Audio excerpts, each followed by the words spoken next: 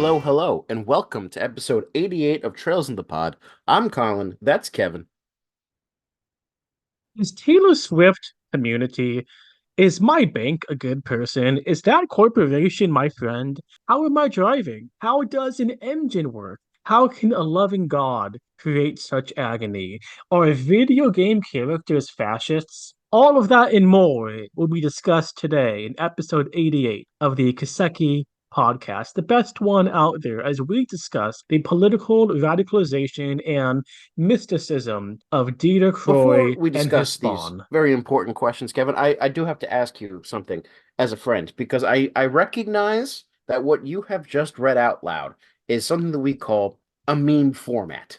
I have seen something like this on Twitter, but I'm old. I'm decrepit. I don't quite get the newfangled things anymore. Somehow you still get all of this shit, even though you're not on Twitter anymore. So can you explain to me what word vomit just came out of your mouth? Well, this is something a friend sent me and is also on the neoliberal discussion daily thread. So this is all about giving personifying elements to impersonal, essentially entities, individuals, brands, groups, corporations that don't have any sort of individual personal regard. And that really describes what Dieter Croy views Crossbell, its citizens, and his relation to power. He does not care, I do not think, about Crossbell citizens as individuals. He wants a strong Crossbell state. He views Crossbell as an aggregate, groups of citizens, citizens supporting himself as the leader. I do think there's a lot of honest to goodness quasi-fascist, if not fascistic rhetoric and imagery that he appropriates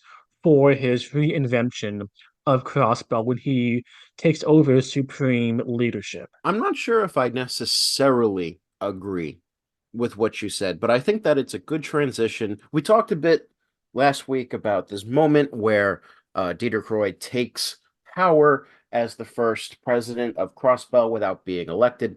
But I don't think that we really looked quite at the words that he used to frame the reason why Crossbell became independent.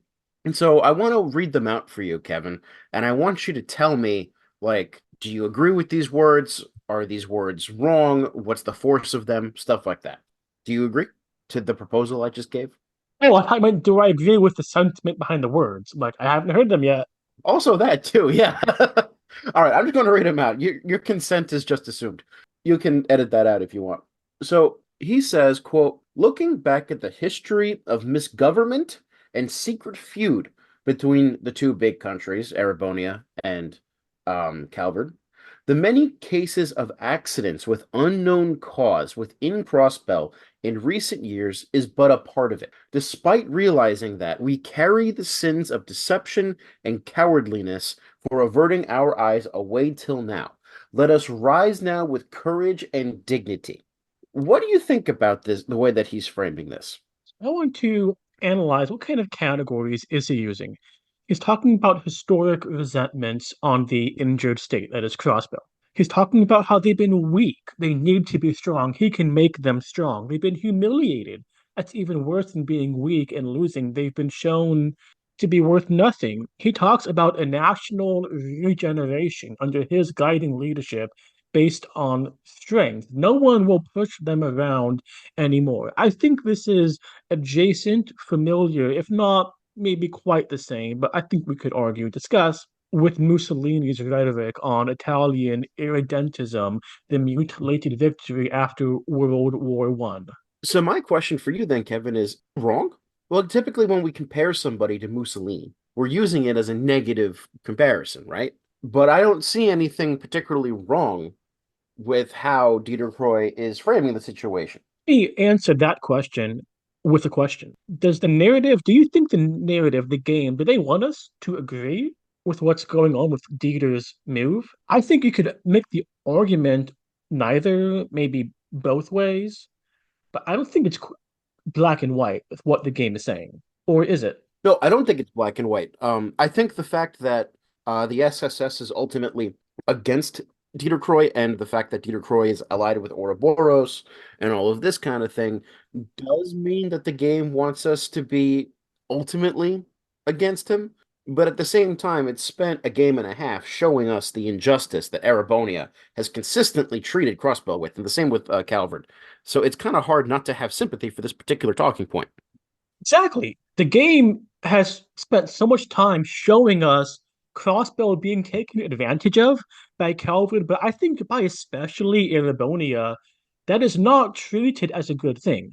Ellie has a nervous breakdown talking to Lloyd on the rooftop in game one, where it's personified the impotence of the Calvard state is shown to be have serious effects on the day-to-day lives of at least one citizen. And here we have someone who we would think would be taking a strong stand. But I think it's very interesting what we thought we wanted, what the game has been priming us to want for almost two full games now of this duology. It's going to step back and say, no, not the way you thought would be good or you thought would be best. This way that he's using, I think it's pretty textual with the rhetoric, but especially with his actions later on. It's shown you should not be cheering and supporting this. But what's the solution then? Right, because it's not like the status quo was really helping things. And to be honest, I mean, maybe I shouldn't say this because it can read almost as a semi acceptance of fascism. Because ultimately, I think that's what Dieter Croy is meant to be modeling on. I think the game is supposed to show us how authoritarianism can be made acceptable to a broad swath of people. But other than the fact that I would probably be crapping my pants at the freezing of Erebonia and Calvard's resources, I would probably be supporting Croy the entire time. I think so too. Well, one, it's absolutely insane. We talked about this a bit last week, but also, Colin, I think this is really clear. He wanted a violent confrontation because you don't do this unless you want war or you're imbecilic, but you don't get to that position where he's in with that kind of declaration slash coup without being really canny operative. So he wanted the invasion. Not only that, he was prepared for it. This was not something that took him by surprise. I think that he he planned for it and he also planned his response for it. So my question for you, because I think it's good for us to kind of pinpoint the strengths and weaknesses of that case. Why might Dieter Croy want to poke the bear? Like, why is he going out of his way to get Erebonia to attack? Because we agree that he wants that. There's two main reasons: the political, the mundane, and the metaphysical. The political. Strike while the iron is hot. What's the best way to get people to rally around the flag, to get them supportive of this new nation? A foreign invasion, two foreign invasions. But then once that jingoistic fervor, we'll defend our own, kind of fades away after 4 seconds, and they think, wait, with what? How? Because our defense forces are kind of small. He can bring out his metaphysical solution. So he's brought on the problem. He's created a worry for himself, and then he can show the solution. It's not Crossbell's solution. It is Dieter's solution, his personal, his family stepping in. I think if it I think they are primed at the end of chapter 4 to be absolutely in love with him. And we saw that sort of with the military arresting the SSS. If somehow the Septarian of Zero, I think it was called, was a massive failure, do you think Noel and the others would have arrested them? No, they would have trained their guns on Dieter Croy, hogtied him in Maribel, gave him the Araboni and say, please, it was him, not us. Well, I don't know if I would say that Noel would do that. I think she's pretty loyal to the idea of the chain of command. So I'm not so sure about that. But I do think it's important because, like, okay, Indoctrinated. I don't know if she necessarily indoctrinated. I mean, we're talking about all of these reasons to support him, to not support him. It's a complicated thing. I think for Dieter, like the reason why you poke a war now is because no matter what, when you're declaring independence like this, a conflict must happen. Erebonia is not going to just let Crossbell go, neither is Calvert. And we know this because of they already have imperialistic designs on it at their own trade conference, right? So unless something like drastic happen in both Erebonia and Calvert, conflict will happen at some point. Might not happen today, Might not happen tomorrow, but within a few months to a year, there's going to be some kind of conflict. And one of the biggest reasons to not support independence for Crossbell is because of the awareness that Crossbell is going to lose that war. And you don't want to be on the losing side of a war, especially when your entire state is the size of like less than Rhode Island. Um, but hold on, let me finish what I'm saying first. I didn't even get to a conclusion, and you're trying to interrupt me. Dieter creates this war and immediately shows that he's in command of it by destroying the symbol of Erebonian imperialism, by literally vaporizing Guerrilla Fortress. That has strong symbolic meaning. You know, we have conquered the I don't know, the watchtowers that Erebonia has above us. It demonstrates that no, Dieter can protect you. Notice that like no civilian of Crossbell got hurt by Erebonian troops. As far as we know, it's basically Crossbell entirely taking care of the problem by himself. And as weird as it sounds to say this, at no taxpayer cost. You know, he didn't have to raise taxes on anybody to raise up a new army. Meanwhile, we have this new army thing that people can have more pride in.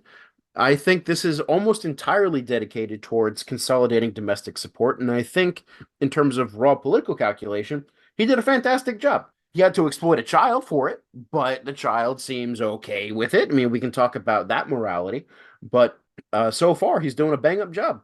Was it risky? Because this depended on Kia, I think, consenting. So that seems to be the linchpin. So how could he be so sure that she would?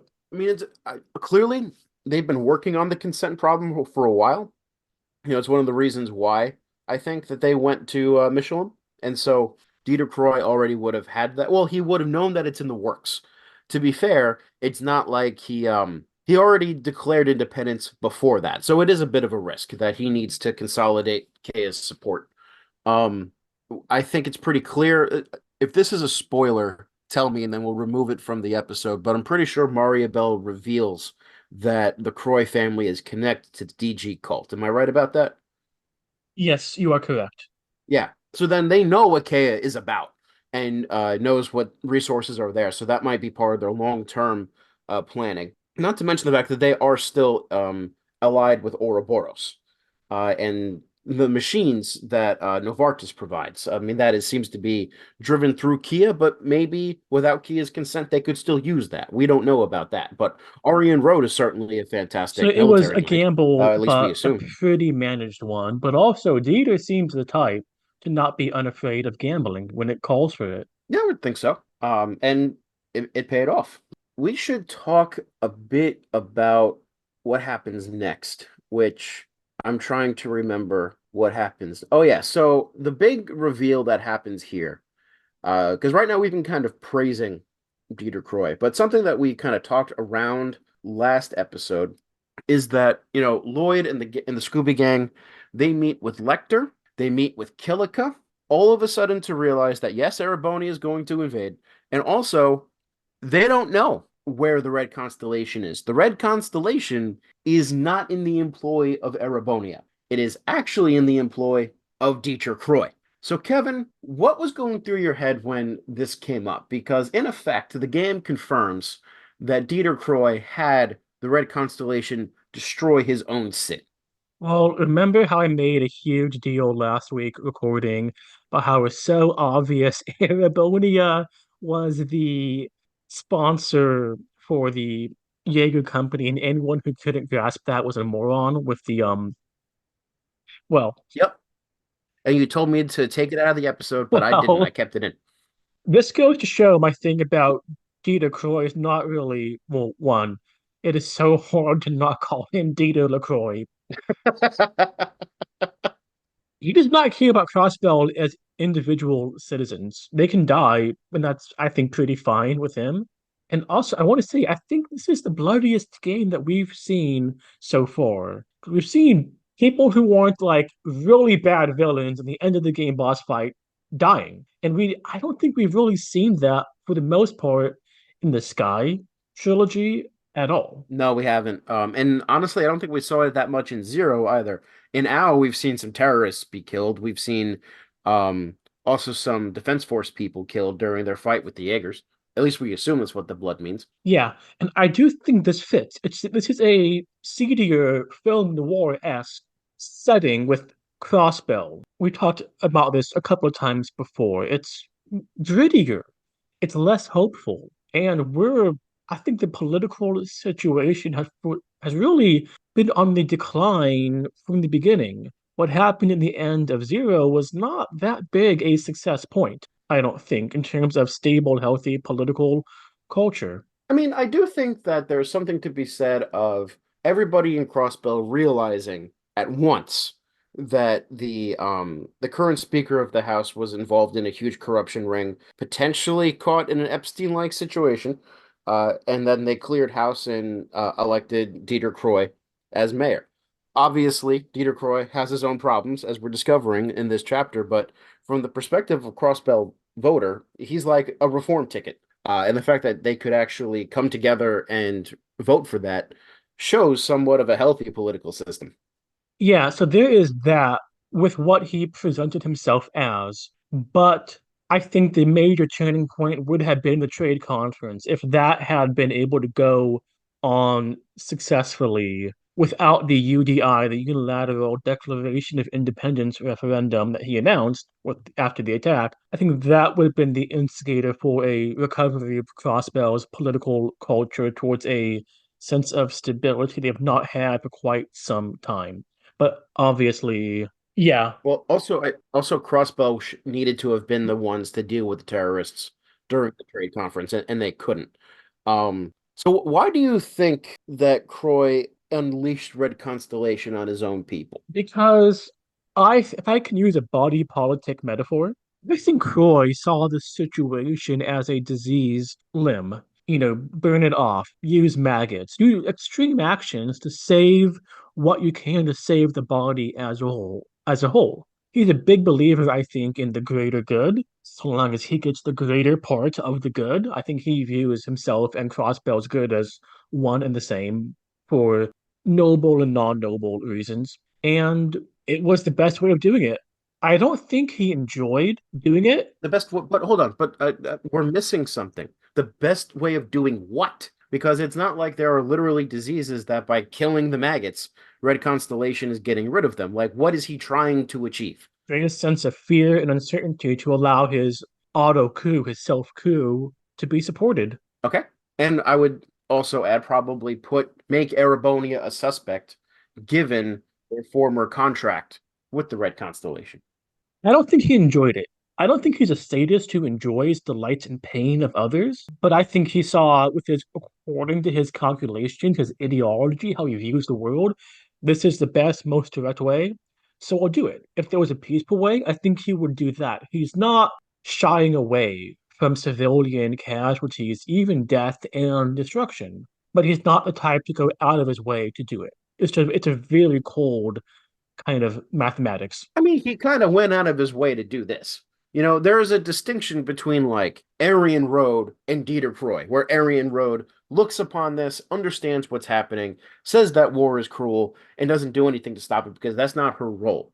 Whereas Dieter Croy made this happen. Like he made the decision to sack his own city. It's kind of hard to say that a man like that. I mean, yes, I can see the calculation, but it almost like, oh, he takes no joy in it. Well, it's not like he's crying about it either. No, he takes satisfaction in that it brings him one step closer to his ultimate ambitions, to his ultimate plan. And in your opinion, what is his ultimate plan? Secure, independent Crossbell, him as the unquestioned head in what will be a mystical monarchy backed up by the Septarian of Zero. I don't think he's expansionist. Well, we'll have to see all of those things as the game in it, and also as the series progresses. But what else do we have to talk about? So Kea goes off with Arios. Arios kind of comes in and picks him up, and so we all run to Michelin to run up the castle. And this is where we find Maria Bell and Dieter Croy, and not Dieter Croy's not there. Said what? We skip a small thing. What did we skip? We skipped a small thing.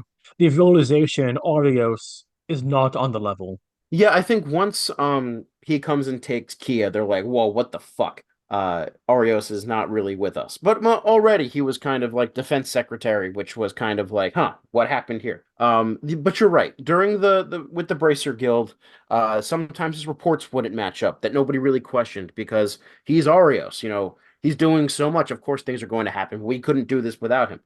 Why would you suspect the hero of Crossbell? And frankly, I don't think there is much reason to suspect the hero of Crossbell, and I would be caught flabbergasted just like Michelle. In a mystery, there's a couple different ways of the reveal. We get a bunch of reveals here with Arios and Dieter and his daughter. But with Arios, should we have guessed this? Like, is this something where the clues should have been pieceable while you were going through? Or is it more in retroactively you get, oh, but not like you were supposed to piece it together who the murderer was, so to speak. And I remember we talked about this with the Joshua. We did. And I think Joshua did a better job at laying out some of those clues. But I gotta say that I think you're the one who's best suited to answer this question because I was caught blindsided by this when I played the games. You saw Arios as suspicious from the get-go, and I have spent basically the past year reining myself in, telling you that you were right about Arios. Because this entire time you're like, Arios is sus. Arios is with Ouroboros, or Arios is blah, blah, blah, blah, blah, which means that something tipped you off, right? You did come to this conclusion before this scene. So why don't you tell us about your feelings on that question? One of the items I raised was Arios is so identified with Crossbell. He's the symbol, and Crossbell is not in a good place. So I think it would have made a lot of thematic sense for its symbol to not be in a great place. One. Two, the arc of these games feels like Lloyd and the SSS coming into their own as like I don't want to say political players, but learning to be the sources of authority in a corrupt system and what could be more corrupt than the head bracer, former star police detective, turning out to be just awful. It felt with the personal arcs of Lloyd and Co. and with what Crossbelt on a macro level was going through one, two, it's a Kentucky game. We needed someone like big to be antagonist with a boss fight to come as a surprise. Weissman, Reese's sister, Gunter, I guess, but we needed something big for the duology.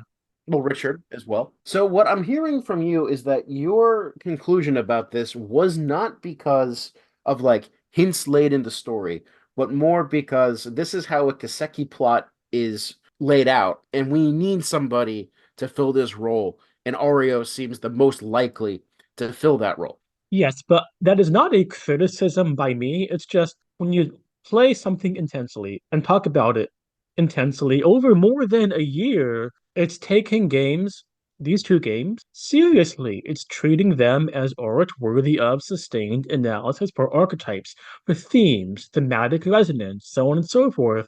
So I don't want to imply that I'm just dissecting it, looking for the cliches or whatever. I mean, but you kind of are. You are looking for a trope that Oreos can fill. And so my question for you is like, so when I was playing through Sky, and Sky SC, which was the first time I had played them after beating the series as was released up to that point, I saw places where I'm like, yeah, this is actually foreshadowing Joshua's past. Like he knows more than he lets on. I could see a lot of those threads. With Arios, I'm not so sure that I saw a lot of that. Now, granted, Arios is not so into the story as Joshua was. Like, you're not traveling around with Arios all of the time. I think that it kind of colored my perception of some of his actions, like his conversation with Ren in the beginning of the yes, yes, meow. Like his conversation with Ren or different Ouroboros members, having known that he actually does know them and he is allied with them. But that's more like changing my perception of the conversation, not looking at that conversation and being like, ah, that was here the whole time. Like I thought that him talking to Aryan Road would make you think, oh yeah, no, Arios is actually fine. Because I don't think that he betrays the fact that he knows them at all. Yeah, I don't recall before this chapter mega hints about Oreos. Whereas playing FC, I said there's something going on with Joshua. There's way too many hints. In this chapter, we get people can't find Oreos. There's something going on. And that's about it for the susness. So the game played the cards pretty close to the chest, I think. Which I think each one, as we saw for the main character and for what is I think at best, secondary character in terms of how much plot time do they get. You cannot have the Joshua reveal come unprepared. You need to set the groundwork, even if the player does not get it. For someone like Oreos, I think it's fine to have it be a bit less holds dug, whatever, because he's on screen not that often. And if you have his relatively rare appearances and there's something weird going on, it's going to be pretty obvious, I feel, oh, he's a baddie because of A, B, and C. So this is kind of jumping the timeline in the chapter, but there's one other thing we need to talk about with Arios before we move on to like Maria Bell and the grand plot and all of that, which is right at the end of the chapter after Lloyd and Co. is being arrested. Lloyd looks at Arios and says, "Answer me this one question before we go off to jail. Did you kill Guy Bannings?" And then he pauses and then he says, "Yes," or something to that effect. What did you think about that moment? What did you think about that reveal? I confess I would have liked if Guy Bannings had died just some random unfortunate accident, and sometimes life just happened. You don't get answers. There's no conspiracy. You're just bad stuff happens. You gotta live with it, knowing you may not understand why. So I think there's a bit of a missed opportunity, and maybe I'm just very cynical. Wait, hold on, Kevin. You say you're cynical? No way. No. You're one of the most idealistic people that I know. This reveal has to work for the pathos, I think it is, if the game has made us care about Guy Bannings, and for me, I don't think it did. Okay, so why not? I care about Lloyd, and this is important to Lloyd, but Guy is still an abstraction, not a living, well, flesh and bone, not a full person. He is the idealized. Like we have talked about how we've talked about how the Guy Bannings we know is more of an idealized version that Lloyd kind of not made up, but exists for Lloyd. Yeah, But for me, then I would read this entire situation through the lens of Lloyd, not through the lens of Guy Bannings. You're right. I don't give a fuck about Guy Bannings, but I care about Lloyd, who gives a fuck about Guy Bannings. yeah, so it's transitive, but it's lessened because we don't care about Guy Bannings. And I'm not sure, to be honest, how you can do that in this kind of game. You can care about absent characters in, say, a novel. I think that's really easy, in fact, or fear them, one or the other. In a video game where they're not on screen, I think it's quite difficult. I think that if there were more flashbacks showing Lloyd and Guy, then that could work. We do have some of them. We do have some of them, but I'm not sure that they're enough to create like an intrinsic connection between us and Guy himself. Because they're all about Lloyd. They're all from Lloyd's perspective. It just gives us more of an understanding into Lloyd's character. But that we've talked about a lot already. I guess my question for you is okay, we have this reveal. It's about Arios, but Arios is somebody who you've already identified as suspect. But at the same time, at least in my like from my vantage point, Arios did not strike me as like a cop killer, especially since he was partners with Guy and all of this stuff. So I wanted to know like what? How did that happen? You know, what made Arios do that? Did you have these questions or did you just brush it aside and say like, I don't really care? I was surprised. I did not expect that.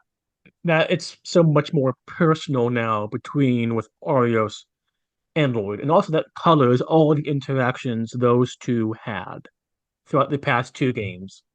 I want to know more about what was going on. Did Guy stumble onto the plot or whatever? I suspect I'd be shocked if we didn't get it in the finale or say the fragments coming up. I would not be surprised if that was a flashback with Guy and Oreos in some greater or lesser configuration. I think we'll get a lot more on what was going on that day, afternoon, evening, night, whatever, those years ago as we get well into the end of the game. Okay, so I think we have one last thing to talk about, which is like this reveal about Maria Bell and taking over Kia, who's now the Septarian of Zero. You know, all of these things we've been talking around because they do inform the rest of the chapter. But we have this reveal here. And so I'm going to actually read the plot summary that we've been using, and then we can comment upon it. So first of all, entering the Michelin Castle, the SSSCK is sitting upon a high throne. Ario stands beside as if guarding her, and Maria Bella in a jet black dress. As I've alluded to in last episode, she now has villain cleavage. Reuniting with her friend in the most undesirable way, Ellie asks Maribel, "Why are you in this place?" Excuse me. No, no. We have seen Maria Bell reunite with Ellie in much more undesirable I ways. mean, I think revealing that your best friend has kidnapped your pseudo child, and is dressed like that and is like clearly sinister, that's pretty bad. Like if you captured my cat, I've had some weird conversations with you, but that would be the most undesirable thing is if you kidnapped Clara. Please never compare me to Maria Bell ever again. So Mariabelle claims that she's the descendant of the Croy family, which inherited the treasure. And she is merely fulfilling her rightful duty. This is a product of the translation that we're reading. I don't think it's called the treasure in the game that we've played, but essentially you have Idios gave the seven Septarians. One of them is the Septarian of Illusion, but humanity lost that treasure, and the Croy family lost that Septarian 1,200 years ago. Over time, they kind of constructed the DG cult in order to get that back. Tio asks if this mysterious and huge system that they constructed utilizes the orbital network. Maria Bell says yes, and that the system is made possible through magic technology, a combination of modern orbital technology and the Croix family's alchemy. So that the internet is like reliant upon this kind of magic sorcery that the alchemists bring to the table. Lloyd says, "We have had enough of your delusional talks," and calls Takia to return to their side. However, an expression like she's going to cry appears on Kia's face. In that moment, as if to cut off their conversation, Campanella, Novartis, and Arian Road zooms in like it's COVID in 2020. The three tell everybody that the Erebonian Empire and Calvard Republic have already started their attacks on Crossbell.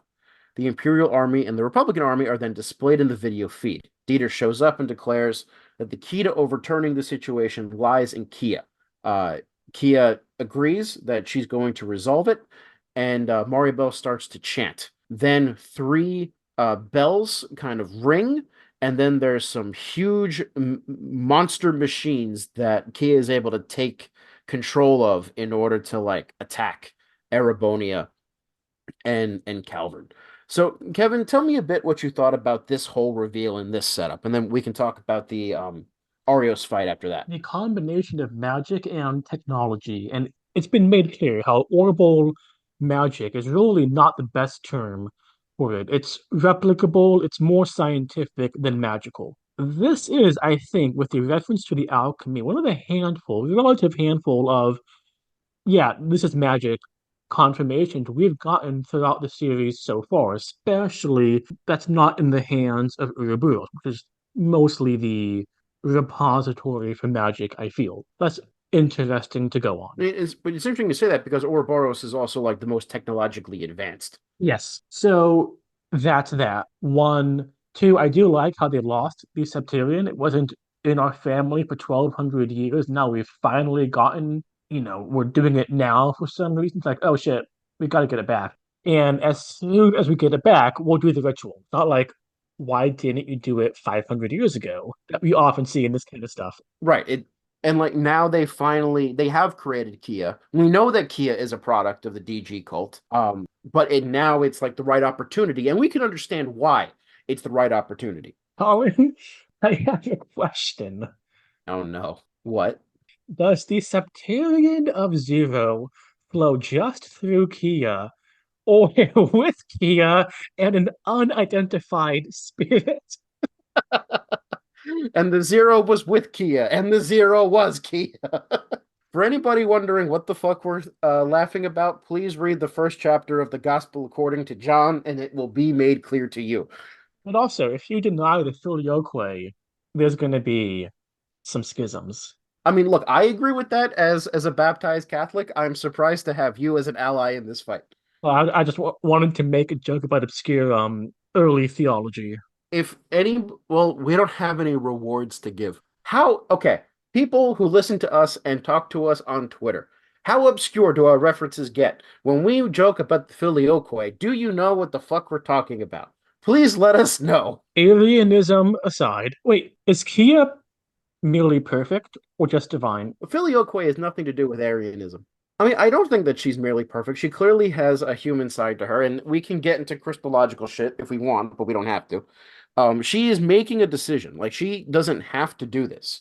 And part of the thing about being perfect is that it's almost, I mean, maybe I'm spouting heresy by doing this, but the reason why, at least, how do I put this?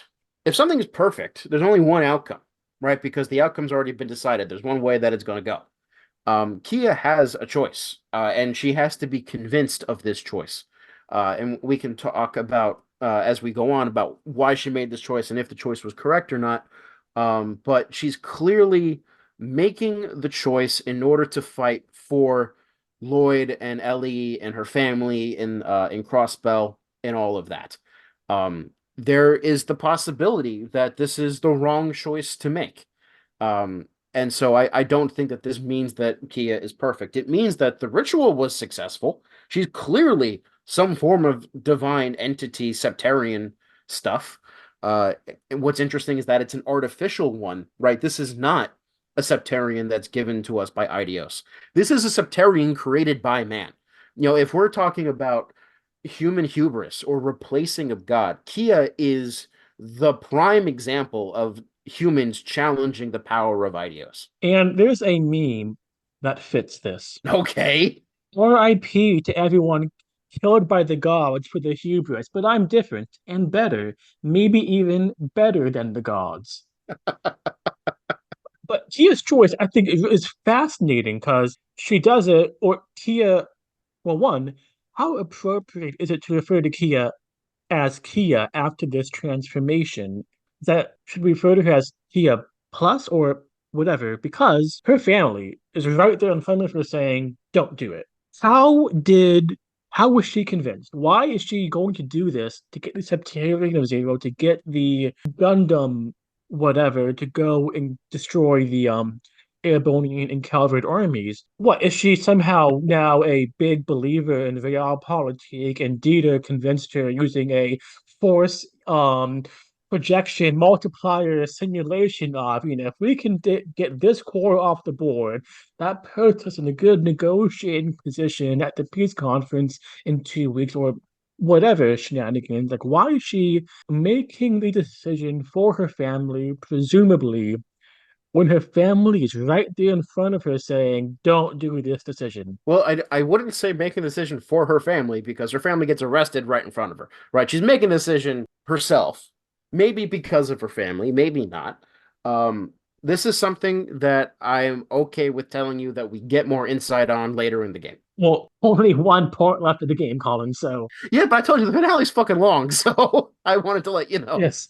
Because most of the time when this happens, the people you make the decision for in a movie, a game, a novel, they're not there in the room saying, don't make this decision. There has to be something convincing in what Mirabelle said on the boat, what she said to on the cell phone when she got called on her Enigma, whatever. Well, we will have to see. I think we've talked. And Go on. We're gonna say. why didn't she say after the boat, hey, Mirabelle is evil, so is her dad? Well, maybe, just maybe, given the fact that Kia is part of this whole thing, she doesn't see them as evil. So she's not perfect. All right, I think that we've basically talked about Plot wise, everything or almost everything, but there's one gameplay thing. Yeah, plot-wise, we've talked. When it comes to the Oreos fight, this is just a small complaint that I have. We have talked a bit about how sometimes we have these fights where it's supposed to be power overwhelming. You're not going to be able to beat it. And if you have a good sense of that, then you don't use all of your items. But sometimes you don't know that. And I forgot that I was supposed to lose this fight against Arios, which, like, once we lost and I got arrested, I was like, oh, yeah, I'm supposed to lose this fight. But I didn't know that. So I used a lot of my healing items, and I really pulled out all the stops, only to get instantly annihilated by an S-Craft. And I felt a little bit salty about that. But at the same time, I can respect the ludocognitive effect they're trying to create by the SSS trying so hard to do that and then losing. Kevin, I have to say, you making crying face noises at me through the camera that the audience can't see, but I can see whenever I want to like say something from my heart is very distracting. Your face right now is also very distracting. You should be more cognizant of the effect you have on your fellow man. Hmm. Well, I'll speak from my heart about the Oreos fight. I don't think it should have been a fight. The game does not really work if you can somehow win, and he's like, "Oh, I was using half power," or however they do it, because I didn't win. It should have been a cutscene because it depends on you being outclassed significantly by Oreos to set up everything that comes after. So don't make it dependent on some weird cheesing that the game has to do if you gamify or cheese the fight itself. Because I think the dramatic moment is so lessened when this guy who you're supposed to be in awe of as a game unit and character is like can be beaten before he's supposed to be beaten. You know what I'm saying? But I don't know if he is able to be beaten. I mean, there's a pretty hard level cap. Unless you want to grind and grind and grind. Is it possible to beat him? I don't think so. Neo Seeker Neo Seeker says it is Okay. possible if you do very, but I don't think it should be because it messes up the vibe as the most blunt way I'm going to put it. If you beat it and things like, nope, doesn't count. No, for that fight, I kind of agree. I think some other fights, maybe they reward you with DP or something, but then like if Sigmund, if you could beat Sigmund and they gave you extra DP, but he still wiped the floor with you in cutscenes, I wouldn't have a problem with that. But I do agree with you with this Oreos fight. Because it's not a gameplay item. And I think the gameplay in this chapter is, well, the end is maybe not basic, it's functional and nothing much to write home about. This is a very plot heavy, obviously, chapter. Yeah, like Oh yeah. all the fights are pretty clear. Even this one is clear. You are clearly going to lose. Yes. But I do think it's this is my favorite chapter, I think, of the entire series so far, except maybe the Crossbell Trade Conference. And what both of them have in common is that they're incredibly plot heavy. This is an incredibly plot heavy game. And I think that if we have to keep in mind, right? This is the fifth game in the series. There's not a whole lot gameplay innovation going on. There's like Master Quartz put in there, Team Rush abilities, but I don't think that they like add that much. It's not like changing the way that I play or anything like that. Where the game stands out is in the quality of its writing and its world and executing on the ideas that are present in Zero. And I think it's great that we've come to that point. How is the gameplay in the most recent games that you've played? It's just pure gameplay, pure mechanics. Like, are there ever parts when you're like, man, the story for this chapter or this scene, let's not talk about Kuro 2, but was okay, whatever. But man, the gameplay really bailed it out. No, so I have to say that I don't play Trails for the gameplay. I mean, I like the gameplay. Don't get me wrong. You can't say in the latest games and then tell me not to think about Kuro 2 because Kuro 2 is the latest game that I've played, and is the latest game. Well, I mean, not you can't say Kuro 2 as a whole sucks. Yeah, we get that. But like, are there parts within you're like, man, this gameplay, this is so good, I'm going to forgive X. So I'm not going to answer that question because that doesn't exist. I will say that in games like Hajimari no Kiseki, which is now Trails into Reverie, and in Kuro 2, they have a kind of extra gameplay mode, might be the way to talk about it, but there are semi-optional bland areas in which it's incredibly gameplay focused. You're going around, you're killing monsters, you're flipping switches, you're getting loot. And it's a way to support the fact that these games have so many more characters than the other games. And I will say that doing them is not unfun.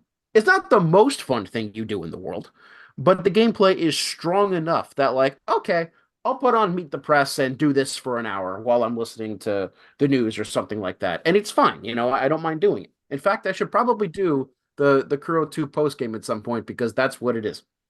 I gotta say, I think I, for once, really have a divergent opinion on the gameplay because I really, maybe it's because of the difficulties. I think it's just done so well with the orbital math, essentially, and the nature of it playing on Nightmare. Even when I was at my most frustrated with that stupid